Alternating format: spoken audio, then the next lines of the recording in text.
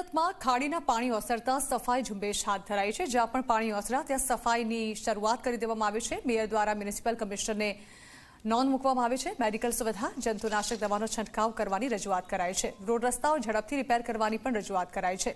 સુરત પ્રભારી કનુ દેસાઈએ પણ આ અંગે સૂચના આપી છે। દરરોજનો રિપોર્ટ સોંપવા માટે આદેશ કરવામાં આવ્યો છે। સુરત શહેર અને જિલ્લામાં જે રીતે ધોધમાર વરસાદ વરસ્યો હતો, જેને કારણે સુરતમાં ખાડીપૂરની પરિસ્થિતિનું નિર્માણ થયું હતું, પરંતુ હવે જે સ્થિતિ છે તે સામાન્ય થઈ છે અને પાણી જે છે તે ઓસરવાની શરૂઆત થઈ ગઈ છે। ત્યારે આપણી સાથે મેયર જોડાયા છે। જી સર, અધિકારીઓને સૂચના આપવામાં આવી છે, શું છે?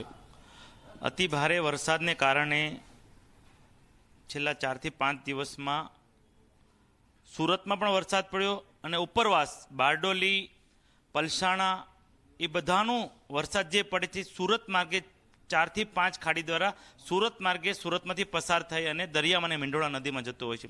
આ સમયે ઉપરવાસમાં વરસાદ, સુરતમાં વરસાદ અને ભરતીનો સમય, આ ત્રણેયનું સંગમ થયું। એના હિસાબે નીચાણવાળા વિસ્તારમાં પાણી ભરાણા હતા। જે ઉપરવાસનો વરસાદ છે એનું સ્ક્રેચમેન્ટના એરિયામાં જે પણ પાણી ભરાણું હતું એ ખાડી દ્વારા સુરતમાં આવે છે। એના હિસાબે નીચાણવાળા વિસ્તારમાં 3 થી 4 દિવસ પાણી ભરાવો રહ્યો હતો। પણ ખુશીના સમાચાર, છેલ્લા 2 દિવસથી અમારા તમામ ઝોનમાં પાણી ઉતરી ગયા છે। અમે યુદ્ધના ધોરણે તમામ ઝોનમાં સઘન સફાઈ ઝુંબેશ આદરી છે, જંતુનાશક દવાનો છંટકાવ કર્યો છે અને જ્યાં પણ રોડ તૂટી ગયા હોય યુદ્ધના કારણે તેનું રિપેરિંગ થાય।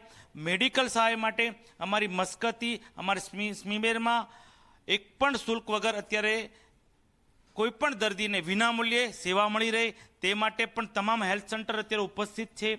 એટલે હાલમાં અમારી પ્રાયોરિટી છે જે વિસ્તારમાં પાણી ઉતર્યા છે ત્યાંના વિસ્તારમાં રોગચાળો ન ફેરાય એની તકેદારીના ભાગરૂપે તમામ વિસ્તારમાં અમારે મેડિકલ ટીમ પણ અત્યારે કાર્યરત છે। ગઈકાલે જ પ્રભારી મંત્રી શ્રી કનુભાઈ દેસાઈ પણ સમીક્ષા માટે આવ્યા હતા।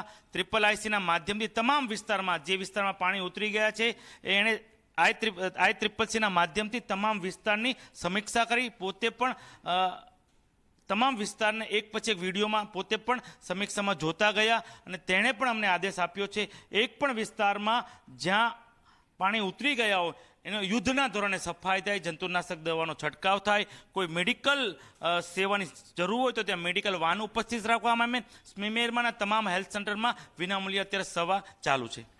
ખાસ કરીને યુદ્ધના ધોરણે તમામ જે વિસ્તાર છે તેમાં જંતુનાશક દવા છંટકાવ કરવામાં આવે અને ખાસ કરીને જેને પણ મેડિકલની જરૂર હોય તેવા તમામ લોકોને સરકારી હોસ્પિટલમાં ફ્રીમાં સવલત મળી રહે તે પ્રકારનું આયોજન કરવામાં આવ્યું છે।